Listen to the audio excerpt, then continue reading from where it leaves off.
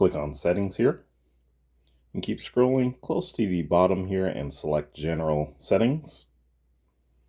And on the right hand side, keep scrolling down here and select the last option, Reset Options.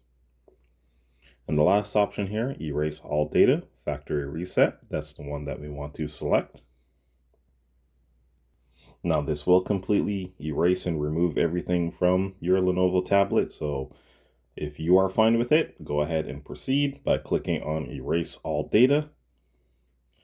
It will give you a prompt one more time to confirm. And lets you know that you can't undo this action once you've pressed the button.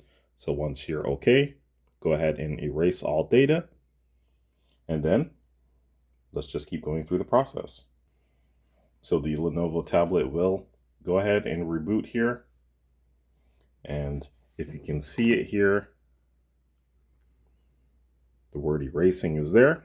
Just give it a few more minutes here. And just like that, once you're all done, you'll be prompted here back to the traditional setup screen here. And that's how you do it using the settings feature here on the Lenovo tablet.